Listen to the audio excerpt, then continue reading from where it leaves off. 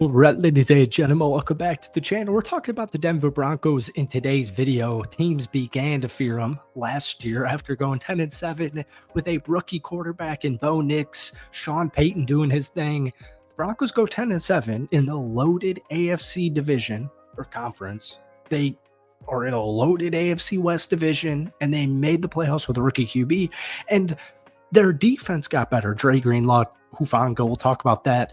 But the biggest missing piece on the Broncos offense last year, outside of, maybe like a more solidified wide receiver to pair up with Sutton, maybe, a more solidified running back, Javonte didn't really pan out last year, was a tight end.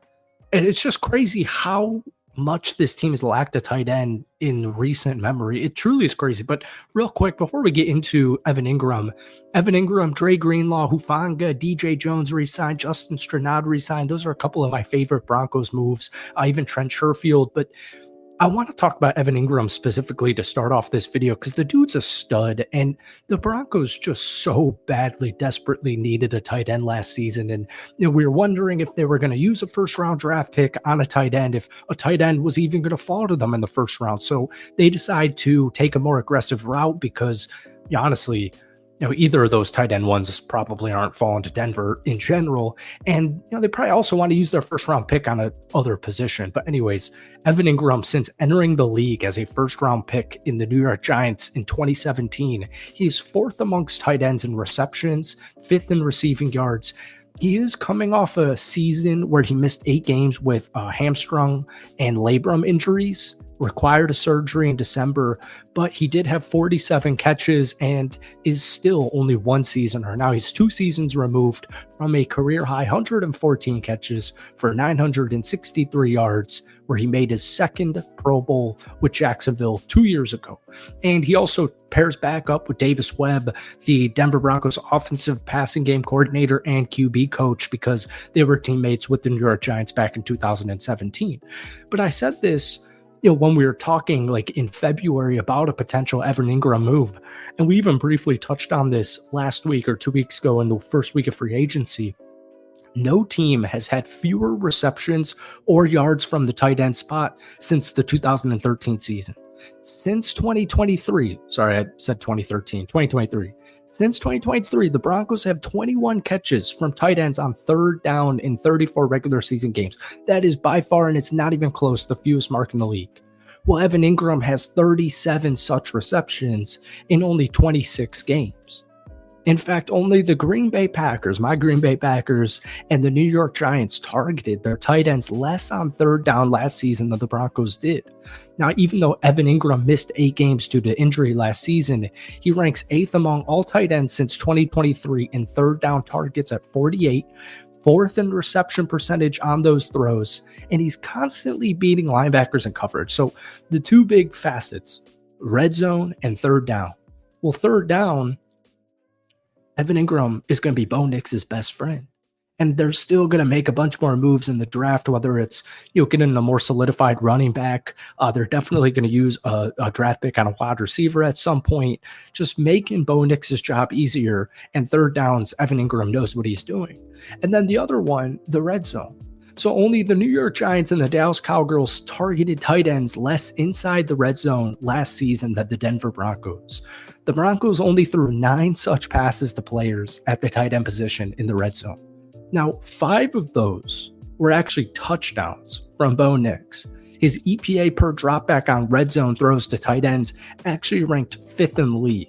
So I know it's a super small sample size because it's only 9 tight end targets. 5 of them were touchdowns. And a lot of this is Sean Payton being Sean Payton with his crafty, creative play designs. But the point still stands. Evan Engram in the red zone, tight ends in the red zone, should be utilized. And the Broncos just have not done such in the last 2 seasons. So even just to make the point, a little bit more, or have it come home fully, Ingram's .28 EPA per red zone target ranks 14th in the NFL since 2021. And that's even a better mark than Travis Kelce with Kansas City. So Evan Engram, I know people were actually giving this a little bit of flack because of the contract. It's $16.5 million guaranteed, but he's on a 2-year, $23 million contract. So it's like, what is that? $11.5 million annually. I don't know why you would ridicule that in any way, shape, or form. Denver had money to spend, and this is exactly how you spend that money. So I give Evan Engram an absolute A plus. Bo Nix, Sean Payton, I'm sure they're already licking their chops. And once again, the draft is only a month away, and they're going to be taking a wide receiver. They're going to be taking a running back. The Broncos this upcoming season are already terrifying, and it's March. You don't want to just win in March, but the point stands. They went 10-7 last year with a rookie QB and made the playoffs. And then the last guy I want to talk about is Dre Greenlaw. So the two big moves outside of re-signing that Denver made was just picking up Trey Greenlaw and Talanoa Hufanga from San Francisco. We'll talk about Hufanga a little bit maybe later on in the week. We could do a whole Broncos defensive video if you guys want me to. But even just to touch on that, and I know I did this in my last Broncos video, but it's crazy how talented this defense truly is. And obviously we remember this last year. They were the third best scoring defense. They were the third best rushing defense. They were first in sacks, and they were seventh in takeaways. So it was a phenomenal Broncos defensive season. But here's their projected penciled in day one starters: Zach Allen, DJ Jones, JFM, Jonathan Cooper, Dre Greenlaw, Alex Singleton, Nick Benito, Pat Surtain, Brandon Jones, Hufanga, Riley Moss, and Jaquan McMillan. And then you even look into the reserves, and it's guys like Jonah Ellis coming off a great rookie season, Malcolm Roach, Justin Strnad, PJ Locke. It's a really loaded defense. And I know Dre Greenlaw and Hufanga even too are a little bit risky in the sense of they're both coming off injuries. But Dre Greenlaw is only 27 years old. He's turning 28 in May. And injuries have just been a huge issue for him. It's limited his production over the last 13 months. He's missed 36 games across his first 6 seasons in the NFL, tore his Achilles while running onto the Super Bowl 2 Super Bowls ago. So he returned this past season in weeks 15 and 16, but then injured his left knee and calf, which was the same leg on the repaired Achilles. So they shut him down for the year. Even though he only played 34 snaps, he still had 9 tackles. The dude's a stud. 2019 first-round pick, almost 500 career tackles, 14 pass breakups, almost 5 sacks, 3 interceptions, a couple of forced fumbles, a couple of touchdowns as well in only 64 career games.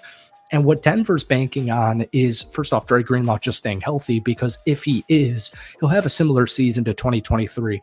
And you're going to be pairing up with a healthy Alex Singleton, which is just terrifying.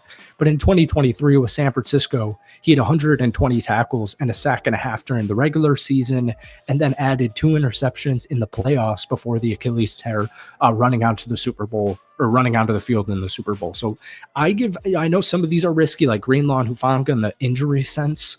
But if these guys stay healthy, man, these are 3 A-plus moves, absolute A-plus moves. So that's it for me, hyping up Evan Engram and Dre Greenlaw for the Denver Broncos. I hope you enjoyed it. Hit that like button, hit that sub button for daily NFL content, and give me your grade for Denver's free agency down below. And if you want to, let me know who you would draft in the first round. Peace.